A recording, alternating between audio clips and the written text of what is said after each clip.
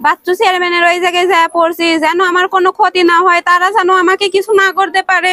তারপরে বাচ্চু চেয়ারম্যান তাকায় তাকায় ওইগুলো দেখছে। সিরাজগঞ্জের শাহজাদপুরে সালিশ বৈঠকের সিদ্ধান্ত অমান্য করায় শাহজাদা নামের এক ব্যক্তির ঘর ভেঙে দেওয়ার অভিযোগ উঠেছে ছোট দুই ভাই ও বহিরাগতদের বিরুদ্ধে। মঙ্গলবার 20 আগস্ট দুপুরে শাহজাদপুর উপজেলার হাবিবুল্লাহনগর ইউনিয়নের হাসাকোলা তালতলা বাজার সংলগ্ন এলাকায় এই ঘটনা ঘটে। শাহজাদা ওই গ্রামের মৃত শাহজাহান মোল্লার ছেলে। অভিযুক্তরা তারই ছোট দুই ভাই, মালয়েশিয়া প্রবাসী সাজেদুল ও দুবাই প্রবাসী শাহ আলম। খবর পেয়ে শাহজাদপুর বৈষম্য বিরোধী ছাত্র আন্দোলনের সদস্য আদিব সহ বেশ কয়েকজন ছাত্র ঘটনাস্থলে উপস্থিত হয়। জানা যায়, মৃত শাহজাহান মোল্লার 4 ছেলে শাহজাদা, শাহ আলম, সাজেদুল ও শহীদুল 9% পৈতৃক বাড়িতে বসবাস করতেন। পরিবারের পরিধি বৃদ্ধি পাওয়ায় স্থানীয় ইউপি চেয়ারম্যান মোহাম্মদ মিজানুর রহমান বাচ্চু, স্থানীয় ইউপি সদস্য সহ গ্রামের প্রধানদের উপস্থিতিতে সাজেদুল ও শহীদুলের অর্থায়নে বাড়ির পাশে অবস্থিত 15% খাল ভরাট করে বড় ভাই শাহজাদা ও ছোট ভাই শহীদুলের বাড়ি করার সর্বসম্মতিক্রমে সিদ্ধান্ত গৃহীত হয়। সেই সাথে তাদের ঘর তৈরির জন্য 1,50,000 টাকা দেওয়ার কথা বলা হয়। ভুক্তভোগী শাহজাদা অভিযোগ করে বলেন, আমার ঘর ভেঙে নতুন ঘর তৈরির সময় সবাই এসে বাধা দেয়। চেয়ারম্যানের নেতৃত্বে প্রধানগণ আমার বাড়িতে এসে ঘর সরিয়ে ভরাটকৃত জায়গায় যেতে বলেন। তখন আমি তাদের রায় কার্যকর করার কথা বললে তারা আমার কথা না শুনে ঘর ভেঙে দেয়। এ সময় আমার স্ত্রী ও ছেলে মেয়েকে তারা মারধর করে মোবাইল ছিনিয়ে নেয়। এই বিষয়ে হাবিবুল্লাহনগর ইউনিয়নের চেয়ারম্যান মোহাম্মদ মিজানুর রহমান বাচ্চু বলেন, দীর্ঘদিন যাবৎ তাদের ভাইদের মাঝে জায়গা সংক্রান্ত ঝামেলা চলে আসছিল। শাহজাদা ঘর সরাতে সম্মত হওয়ায় তার দুই ভাই টাকা খরচ করে খাল ভরাট করে দেয়। এই নিয়ে কয়েক দফা সালিশ বৈঠক অনুষ্ঠিত হয়। শাহজাদা তখন বলে ঘর সরাবো, পরে অন্য কথা বলে। ঘর ভাঙার বিষয়ে আমি কিছুই জানি না। রাজীব আহমেদ রাসেল, প্রত্যাশা নিউজ, শাহজাদপুর, সিরাজগঞ্জ।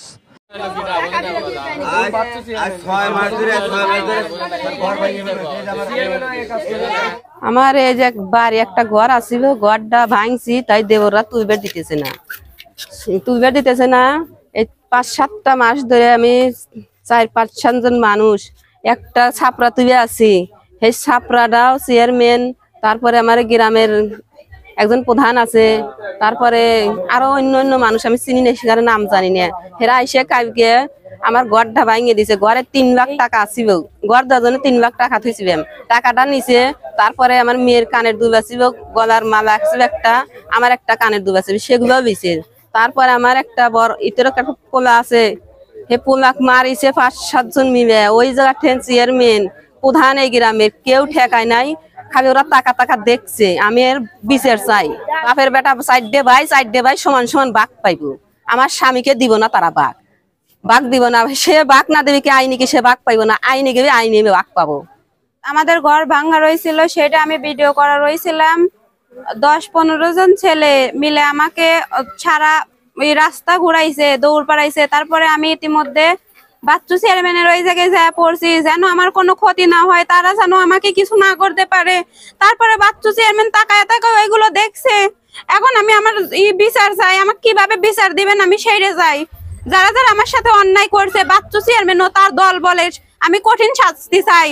আমার যেন তারা সম্মান ফিরে দেয়। সবাই গ্রামের মানুষ দেখছে, তাদের কাছে আপনি জিজ্ঞেস করবেন। আমার হাতে মোবাইল কেড়ে নিছে, আমার ভাইয়েরটা নিছে। তারা হচ্ছে এ হুমকিও আমাকে দিছে, তুই মেয়ে মানুষ দেখে বাইসে গেলি, না হলে তোর অবস্থা খুব খারাপ হইতো। আমরা ভাই মনে করেন যে এক জায়গায় থাকি, হঠাৎ করে মনে করেন যে মিলে টিলেই থাকে। হঠাৎ করে ঘর ভাঙছি আর আমার ঘর তুলতে দিবে না, যে তুমি জোলায় যাও, ওই নিচে যাও। এইরকম করে মনে করেন বাজাবাজি করে আজ 4-5টা মাস ধরে মনে করেন সেদিন চেয়ারম্যানের কাছে বিচার চাইছে।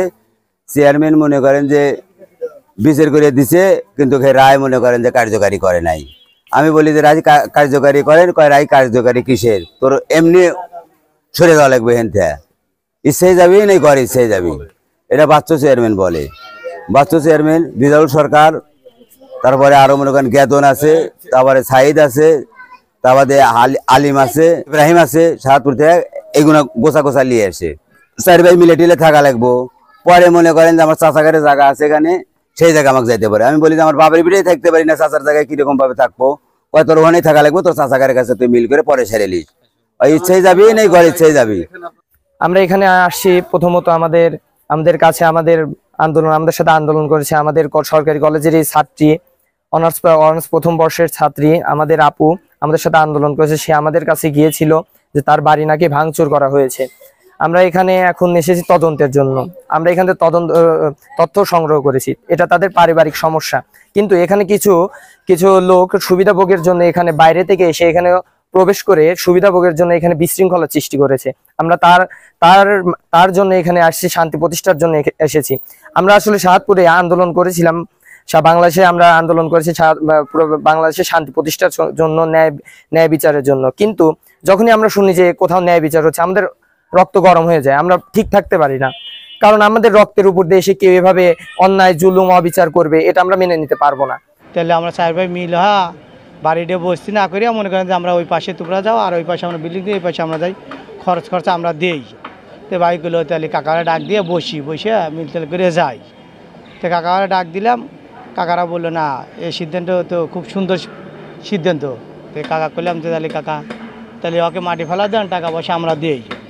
তো কাকা করলো যে তাহলে দাও, বড়টা করলে তাহলে বাড়ি বড় করে সমান করে দাও, তাহলে আমরা ফেলা মেলা দেবো না। তো দিলাম, তখন দেওয়ার পরে মনে করছে যে আমি যাবো না, বুঝছেন। আমাদের পরে গেলে বসলাম, চেয়ারম্যান আসছিলো, তো একটা রায় করলো, অনেক লোক আসছিল। দুই ভাইকে ওরা দুই ভাই 75 মনে করে 1.5 লক্ষ টাকা দিক, আর এই বাড়িটা ভরট করে দিক, তোমার কি আপত্তি আছে? তে কইতেছে যে না আমার কোনো আপত্তি নাই, আমরা পুরোনো বালুতে মনে করেন যে 4 লক্ষ টাকা দিছি। তা বাদে বললো যে আরও যে কিছু বালু ভাড়া লাগবে, মনে করেন 1,07,000 টাকার মতো খরচ হবে, 5 কোটি দিয়ে বালু দিয়ে, সেটাও কি তোমরা দিবে? আপনারা যদি বলেন সেটাও আমরা দিয়ে দেবো। তো কইলো যে তাহলে সাজুদ কথা ঠিকই বলছে, তাহলে তুমি কে কও? তো কইছে আপনারা যেটা করেন সেটাই। তারপরে ওই 75,000 করে টাকা দিবে, আর মনে করো যে তোমরা বাড়িটা ভরট করে দিবে, দুই ভাইকে 1.5 লক্ষ টাকা দিবে, আর 7 লক্ষ লাগুক 10 লক্ষ লাগুক, সেই টাকাটা তোমার দুই ভাই দিতে হবে।